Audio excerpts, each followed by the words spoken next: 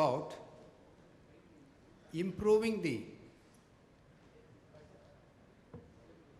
cooperative banks using technology.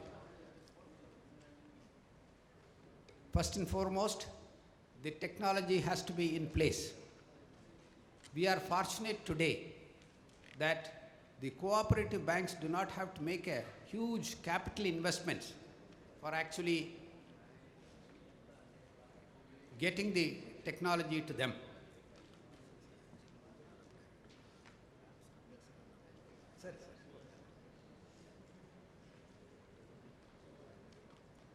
ಒಂದು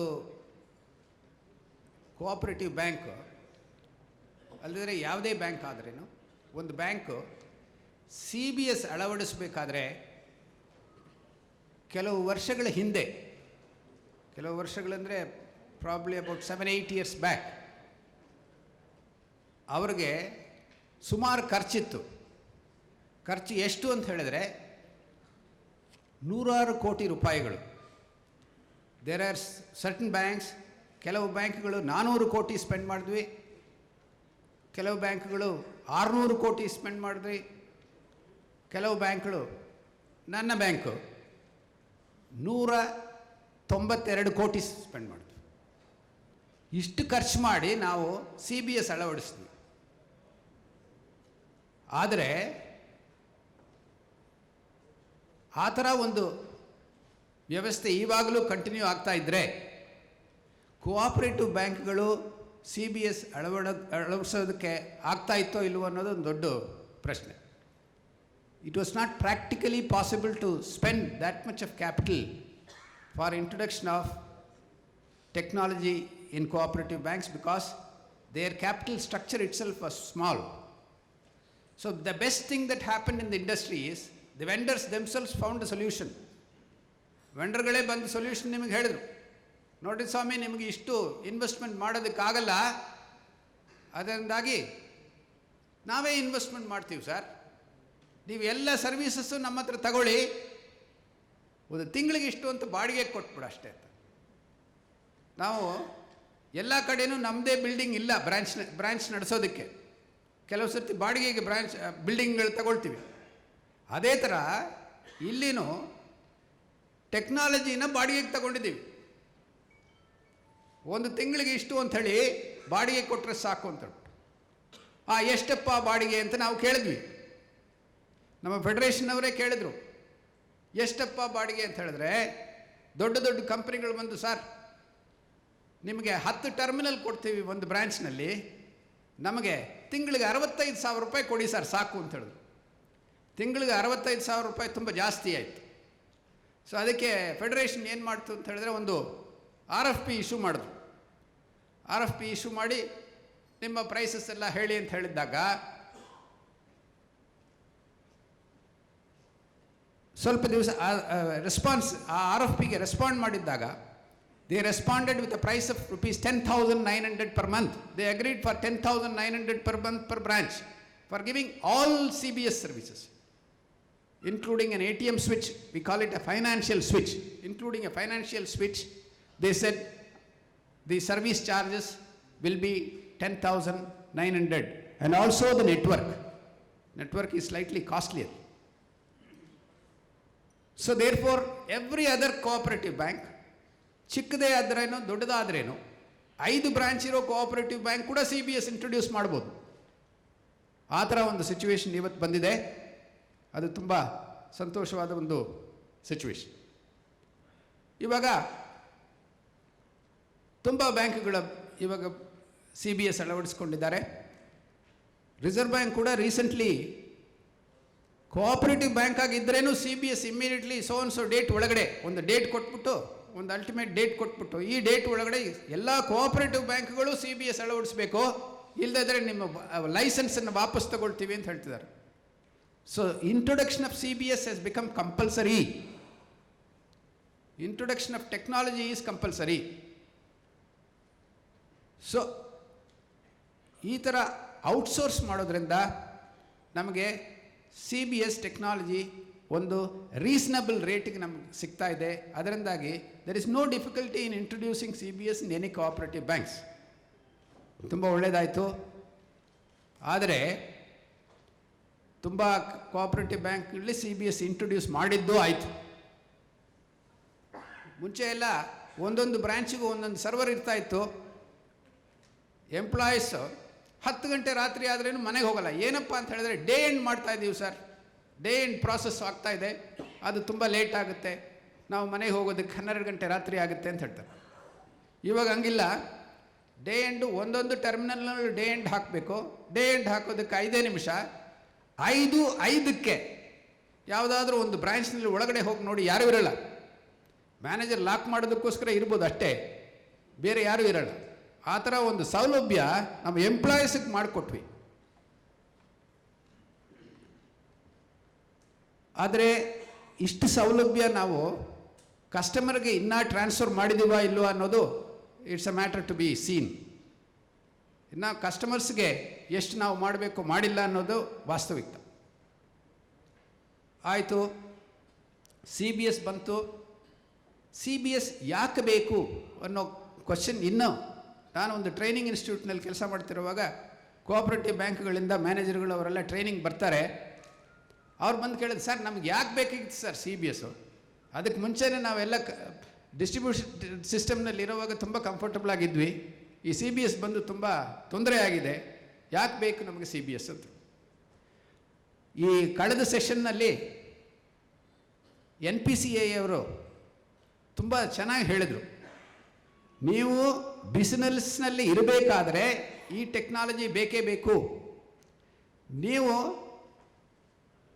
ಕಸ್ಟಮರ್ಗೆ ಬೇಕಾಗಿರೋ ಸರ್ವಿಸಸ್ ಕೊಡೋಕ್ಕೆ ಆಗದೇ ಇದ್ದರೆ, there are at least about 2 or 3 banks by the side of your branch who can actually deliver those services. So the customer will not come and open accounts with you, particularly the savings bank and current account customers. Without savings bank and current account customers, you cannot survive for long. You cannot make profits. Your source of funds should cost as little as possible. We call it low cost deposits. Low cost deposits are very essential. To generate the low cost deposits, we require lot of savings bank deposits and current account deposits, and that is possible only when you introduce this technology. And along with technology, it is not just introducing technology. ನೀವೆಲ್ಲ ಮಾಡಿದಿರ, ಆದರೆ just not introducing technology alone is sufficient. You should be in a position to deliver the products that are commonly available globally. ಇವಾಗ doctor ಸಿದ್ಧಾಂತಿ ಅವರ ಹತ್ರ discuss ಮಾಡ್ತಾ ಇರೋವಾಗ ನಾನು ಹೇಳಿದೆ, sir ಇವತ್ತು ದಿವಸ ನಮ್ಮ ಬ್ಯಾಂಕಿನ ಟೆಕ್ನಾಲಜಿಕಲ್ ಕೇಪಬಿಲಿಟೀಸ್ ಏನಿದೆ ಅಂತ ಹೇಳಿದ್ರೆ, it is equivalent to any Citi bank or Bank of America. Our national cooperative bank is equivalent to Bank of America. Anybody to counter that? Every other product that is introduced by Bank of America can be introduced by National Cooperative Bank also. And your competitor across has already introduced it. And if you are not going to introduce those products, your customers also will slowly move to the other bank. Your survival will become difficult. And therefore it is necessary that not only introduce CBS, along with CBS, introduce all the product that can be introduced like ATM, mobile banking, internet banking, and money transfer systems. All these things will have to be introduced. ಕಳೆದ ಒಂದು 6 ತಿಂಗಳಿಂದ ನಾವು ಒಂದು ಬ್ಯಾಂಕಿನಲ್ಲಿ CBS ಇಂಪ್ಲಿಮೆಂಟೇಷನ್ಗೆ help ಮಾಡ್ತಾ ಇದ್ವಿ. CBS ಎಲ್ಲ ಬಂದಾಯಿತು. Everybody is happy. All employees are happy. But the management is still not thinking about introducing new products. My fear is that after this much of expenditure, this much of investment, if you are not going to introduce these products, important products, and if you are not going to increase your profit, what is the worth of this CBS? Is it really worth introducing CBS without introducing all new products and making profit? It is necessary that we should continuously make profit, and therefore you should also introduce all the products that are available along with CBS like ATM, mobile banking. All these things should be added. ಒಂದು small story sir. I was somewhere working in Lucknow. In my branch, the performance under NRI deposits were very, very poor. And my DGM called me and said, you see, look here, for the last 3-4 months, there has not been any increase in your NRI deposits. What are you sitting there and doing? ನನಗೊಂದು ಸ್ವಲ್ಪ ಬೇಜಾರಾಯಿತು, ಯಾಕಪ್ಪ ಈ ಥರ ಬಯಸ್ಕೋಬೇಕಾಯ್ತಲ್ಲ ಅಂತ ಹೇಳ್ಬಿಟ್ಟು ಹಿಂಗೆ I had a habit of going around the branch during working hour. ಒಂದು ದಿವಸ ಹಿಂಗೆ ಸೇವಿಂಗ್ಸ್ ಬ್ಯಾಂಕ್ ಡಿಪಾರ್ಟ್ಮೆಂಟ್ ಹಿಂದ್ಗಡೆ ನಿಂತಿದ್ದೆ. ಆವಾಗ ಒಬ್ಬರು ಕಸ್ಟಮರ್ ಸೇವಿಂಗ್ಸ್ ಬ್ಯಾಂಕ್ ಕೌಂಟ್ರಿಗೆ ಬಂದರು. ಹೇಳಿದರು, ಹಮೇ NRI ಅಕೌಂಟ್ खोलना है. Immediately my employee replied, हम NRI अकाउंट नहीं खोलते हैं, बगल में जाइए, बैंक ऑफ बड़ौदा है, उधर वो खोलिए. So because I later on inquired with him, why did you say that? Is it not necessary for our bank to get NRI deposits? Sir, NRI के बारे में मुझे कुछ नहीं मालूम है साहब, कैसे बताऊं उनको? So the knowledge of product at the counter is also extremely important. All cooperative banks who have actually introduced CBS should also see that all your counter people, the last man who is actually having a contact with the customer, is also well informed about all the products that you are introducing. Just introduction of product is not sufficient. Tomorrow, if you are not giving him the knowledge, he will say that I don't know anything about ATM, sir. Probably the other bank is well informed. Please go to that bank. Very happily, he will solve the problem and we will not get business. So this kind of a situation is not only felt by small banks. One of the biggest nationalized bank have also felt that you see, in one nationalized bank, there is an advertisement outside